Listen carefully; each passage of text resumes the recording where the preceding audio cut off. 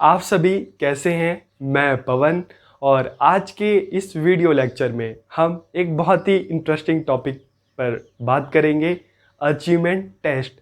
तो ये टेस्ट के साथ अचीवमेंट क्यों जोड़ दिया? अचीवमेंट वर्ड तो हमने सुना है कि जब लाइफ में कोई कुछ बड़ा पा लेता है तो उसको अचीवमेंट कहते हैं। तो ये टेस्ट के साथ अचीवमेंट क्यों जोड़ दिया? इस टेस्ट में ऐसी क्या खास बात है? टेस्ट तो हम जब स्कूल में हमने एडमिशन लिया था तब से देते आ रहे हैं, मंथली है, वीकली है और बाकी एनुअल जो एग्ज़ाम्स होते हैं तब से देते आ रहे हैं। लेकिन टेस्ट के साथ ही अचीवमेंट वर्ड क्यों जोड़ा गया? टेस्ट में ऐसी क्या खास बात है? तो आज के इस वीडियो लेक्चर में हम इसी टॉपिक पर बात करेंगे कि अचीवमेंट टेस्ट क्या है, इसकी मीनिंग क्या है, इसकी नीड क्या है, इसकी इम्पोर्टेंस क्या है और अचीवमेंट टेस्ट के टाइप्स कौन कौन से हैं और एक अच्छे अचीवमेंट टेस्ट में क्या क्या क्वालिटीज़ होनी चाहिए। तो इन्हीं पॉइंट्स पर आज के इस वीडियो लेक्चर में हम बात करेंगे। तो वीडियो को आखिरी तक देखिए और वीडियो कैसा लगा कमेंट करके अपना फीडबैक ज़रूर दीजिएगा। तो बहुत बहुत धन्यवाद। हम वीडियो को स्टार्ट करते हैं। तो सबसे पहले अगर इसके कंसेप्ट को हम समझने की कोशिश करें तो various types of student come to take education in different classes of the school. कि स्टूडेंट स्कूल जाते हैं किस लिए? नॉलेज को, स्किल को एक्वायर्ड करने के लिए, सीखने के लिए। लेकिन हमें देखते हैं कि स्टूडेंट की मेंटल एबिलिटीज और लर्निंग पावर अलग अलग होती है। कोई स्टूडेंट जल्दी सीखता है तो किसी को सीखने में टाइम लगता है। कोई मैथ में अच्छा होता है, कोई साइंस में अच्छा होता है, कोई लैंग्वेज में अच्छा होता है, कोई आर्ट एंड क्राफ्ट में अच्छा होता है। तो इस तरह से अलग अलग स्टूडेंट को हम देखते हैं तो सबकी जो लर्निंग पावर है, ठीक है, अलग अलग होती है। तो किस तरह से हम पता लगाएं कि कौन सा स्टूडेंट किस सब्जेक्ट में ज्यादा अच्छा है, उसकी स्ट्रेंथ क्या है, उसकी वीकनेस क्या है, इसका कैसे पता लगाया जाए? स्कूल में जब स्टूडेंट एडमिशन लेता है और एक क्लास से दूसरी क्लास में जाता है, दूसरे से तीसरी में जाता है, तो एक पर्टिकुलर टाइम में स्टूडेंट ने क्या सीखा, कितनी नॉलेज उसने गेन की, तो इसका पता लगाया कैसे जाए? तो इसके लिए टेस्ट कंडक्ट किया जाता है। और इस टेस्ट को अचीवमेंट टेस्ट इसलिए कहते हैं क्योंकि एक पर्टिकुलर टाइम पीरियड में स्टूडेंट ने कितना अचीव किया, जो भी टीचर्स ने अलग अलग मेथड्स के थ्रू, टेक्नोलॉजी का सहारा लेकर, बुक्स का सहारा लेकर जो जो चीजें बच्चों को सिखाई, तो बच्चे ने कितना अचीव किया, बच्चे ने कितना सीखा, तो उसकी इसी अचीवमेंट का पता लगाने के लिए जो टेस्ट कंडक्ट किया जाता है उसको अचीवमेंट टेस्ट कहते हैं। तो आपको समझ में आ गया होगा कि इस टेस्ट को अचीवमेंट टेस्ट या उपलब्धि परीक्षण क्यों कहा जाता है। क्योंकि एक टाइम पीरियड में स्टूडेंट ने जो भी चीजें अचीव की हैं, जो भी अलग अलग सब्जेक्ट में उसने सीखा है, तो उसके इस अचीवमेंट का पता लगाने के लिए टेस्ट लिया जा रहा है, इसलिए इसको उपलब्धि परीक्षण या अचीवमेंट टेस्ट कहते हैं। ठीक है, तो कंसेप्ट आपको समझ में आ गया होगा। अब हम इसके मीनिंग की बात करें तो achievement test are those test with the help of which the student achievement in the subject taught in the school and the skill taught is ascertained। कि उपलब्धि परीक्षाएं वे परीक्षाएं हैं जिसके द्वारा स्टूडेंट ने स्कूल में, क्लास में, पर्टिकुलर सब्जेक्ट में कितनी चीजें उसने सीखी है, कितना नॉलेज उसने सीखा है, इसका पता लगाने के लिए जो टेस्ट लिया जाता है उसी को अचीवमेंट टेस्ट या उपलब्धि परीक्षण कहा जाता है। These are mainly constructed to measure the nature and extent of learning of the student। कि इसका निर्माण विद्यार्थियों के सीखने के स्वरूप और सीमा का मापन करने के लिए किया जाता है। ठीक है, स्टूडेंट किस तरह से सीख रहा है और कितना सीख रहा है, कितना सीखा उसने, इसी का मापन करने के लिए टेस्ट लिया जाता है। It evaluates the current ability of the student और the extent of their knowledge in the area of a specific subject. कि इसमें पता लगाया जाता है कि स्टूडेंट के आज के टाइम में उसकी क्या नॉलेज है, उसकी क्या योग्यता है, उसकी क्या क्षमता है, और किसी स्पेसिफिक सब्जेक्ट में उसकी नॉलेज क्या है।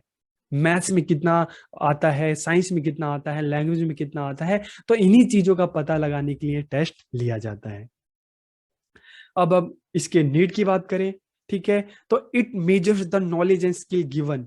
कि इसमें किस चीज का पता लगाया जाता है कि एक पर्टिकुलर टाइम पीरियड में टीचर ने स्टूडेंट को जो जो सिखाया है, जो जो बताया है, ठीक है, पर्टिकुलर सब्जेक्ट में, तो उस चीज का पता लगाने के लिए, उस नॉलेज और स्किल का पता लगाने के लिए टेस्ट कंडक्ट किया जाता है। Through this the knowledge and achievement of the student is known. कि इसके द्वारा विद्यार्थी के ज्ञान तथा उपलब्धि का पता लगाया जाता है। एंड इन दिस किस तरह से टेस्ट कंडक्ट किया जाता है, कुछ क्वेश्चंस बनाए जाते हैं, डिजाइन किए जाते हैं, और उन क्वेश्चंस के थ्रू ही स्टूडेंट की जो अचीवमेंट है, ठीक है, उसका पता लगाने की कोशिश की जाती है, उसको मेजर किया जाता है। It show the current progress of the student, इससे विद्यार्थी की वर्तमान प्रगति का पता चलता है। Under this different test are made according to the different of subject, कि इसके अंतर्गत विषयों की भिन्नता के अनुसार अलग अलग परीक्षण बनाए जाते हैं, मैथ्स का अलग, साइंस का अलग, लैंग्वेज का अलग, तो अलग अलग सब्जेक्ट है तो उनके लिए अलग अलग टेस्ट बनाए जाते हैं। It show the achievement potential of the individual, कि व्यक्ति की उपलब्धि की क्षमता का प्रदर्शन करता है कि बच्चे ने किसी पर्टिकुलर सब्जेक्ट में उसकी क्या अचीवमेंट है। तो रिजल्ट के थ्रू टेस्ट हो जाता है, उसके बाद जो रिजल्ट आता है उसके थ्रू उसको क्या किया जाता है, उसको उसका प्रदर्शन किया जाता है, उसके बारे में पता चलता है कि स्टूडेंट की जो एबिलिटीज थी, क्या रही। अगर हम इसके इंपॉर्टेंस की बात करें तो क्लासिफिकेशन ऑफ द स्टूडेंट, की विद्यार्थियों का वर्गीकरण, क्लासिफिकेशन मतलब जब टेस्ट, अचीवमेंट टेस्ट लिया जाता है तो उसके बाद जो भी मार्क्स आते हैं तो उसी बेस पर स्टूडेंट का क्लासिफिकेशन किया जाता है कि हायर अचीवर कौन है, लो अचीवर कौन है, एवरेज कौन है, बिलो एवरेज कौन है, अबो एवरेज कौन है। तो इस तरह से स्टूडेंट का क्लासिफिकेशन करना, और क्लासिफिकेशन करके उनको जो गाइडेंस है, काउंसलिंग है, वो देने में हेल्प मिलती है, ठीक है। तो इससे स्टूडेंट का क्लासिफिकेशन या वर्गीकरण करने में सहायता मिलती है ताकि उनको हेल्प की जा सके। सॉल्विंग सॉल्विंग स्टूडेंट डिफिकल्टीज, की विद्यार्थियों की कठिनाई का निदान होता है। जब प्रॉब्लम पता चलेगी तभी तो उसका सॉल्यूशन होगा। तो टेस्ट के थ्रू किस सब्जेक्ट में स्टूडेंट की क्या प्रॉब्लम है उसका पता चलता है और इस हिसाब से सॉल्यूशन दिया जाता है, रेमेडियल क्लासेस चलाई जाती है।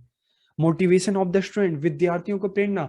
आपका जब टेस्ट होता है, आप एग्जाम देते हैं, रिजल्ट आता है, तो कई बार जब रिजल्ट आपको मिलता है तो आपको लगता है कि नहीं, इस सब्जेक्ट में मैं और अगर थोड़ा ट्राई करता तो मेरे और अच्छे नंबर आ सकते थे, मुझे नेक्स्ट टाइम और अच्छा करना है, तो इससे मोटिवेशन भी मिलती है। पर्सनल हेल्प, व्यक्तिगत सहायता। तो बहुत बार रिजल्ट आता है स्टूडेंट का तो टीचर्स को भी लगता है कि नहीं, ये स्टूडेंट है, इसको ज्यादा मेहनत की जरूरत है, ठीक है, इस पे ज्यादा एफर्ट करना है। तो इससे भी क्या होता है कि इन टेस्ट से स्टूडेंट को जो पर्सनल जो हेल्प है, ठीक है, वो दी जा सकती है, और इसी के बेस पर जो भी रिजल्ट आता है उसी के बेस पर स्टूडेंट की गाइडेंस एंड काउंसलिंग की जाती है कि स्टूडेंट फ्यूचर में क्या कर सकता है, उसको किस एरिया में जाना चाहिए, उसके कौन से सब्जेक्ट के साथ आगे बढ़ना चाहिए।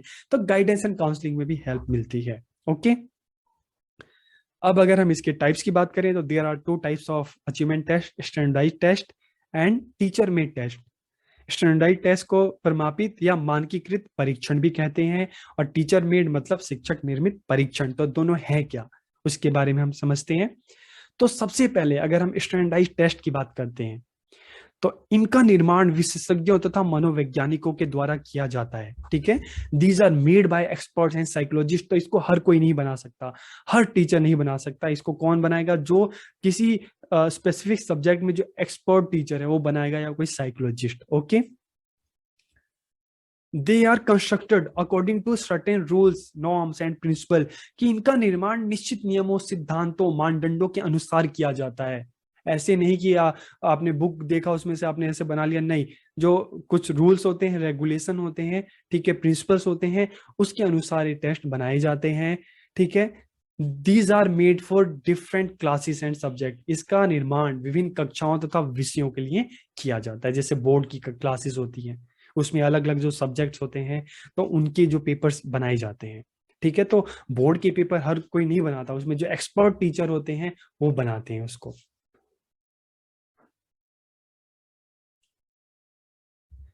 देर are many types of test for a class and a subject, एक ही क्लास और एक ही सब्जेक्ट के लिए बहुत सारे जो स्टैंडर्डाइज टेस्ट हो सकते हैं, ठीक है। और स्टैंडर्डाइज टेस्ट की एक क्या खासियत है कि जब ये कंडक्ट किए जाते हैं तो एक ही साथ हजारों लाखों बच्चों पर कंडक्ट किए जाते हैं, एक ही साथ हजारों लाखों बच्चे इस पेपर को देते हैं, जैसे सी टेट हो गया, बोर्ड के एग्जाम हो गया, नेट हो गया। तो इस तरह के जो पेपर है इनको स्टैंडर्डाइज टेस्ट कहते हैं। और इसकी एक और खासियत है, it is valid and reliable, कि ये वैध होते हैं और विश्वसनीय होते हैं, ठीक है। और इसके अलावा the questions given in this have to be done according to the given instruction within the given time, कि इस तरह के जब आप पेपर देने जाते हो तो आप पेपर में देखते हो कि उसमें प्रॉपर इंस्ट्रक्शन दिया होता है कि कितने टाइम में क्या करना है आपको, क्या चीजें करनी है, क्या नहीं करने, क्या ऑप्शन है, तो सारे के सारे इंस्ट्रक्शन इसमें आपको मिलते हैं।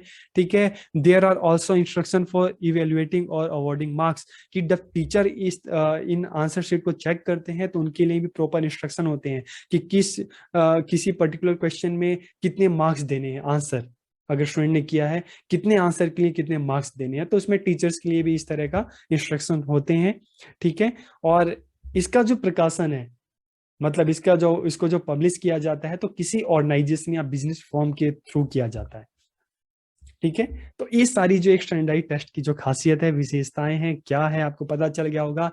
अब अगर हम टीचर मेड टेस्ट की बात करें तो these are made by the teacher, ये शिक्षकों के द्वारा बनाए जाते हैं। It can be subjective and objective, सब्जेक्टिव भी हो सकते हैं, ऑब्जेक्टिव भी हो सकते हैं। तो आत्मनिष्ठ या वस्तुनिष्ठ सब्जेक्टिव क्या होते हैं, जैसे आप क्लास टेस्ट देते हैं तो उसमें कई क्वेश्चंस ऐसे होते हैं जिसमें आपको ऐसे टाइप में आंसर लिखना पड़ता है, तो आपको लगता है कि हाँ मैंने भी सेम आंसर लिखा, उस दूसरे ने भी लिखा, लेकिन उसको ज्यादा मिले मुझे कम मिले। तो सब्जेक्टिव में मतलब थोड़ा हेर फेर की टीचर के मूड पे डिपेंड करता है।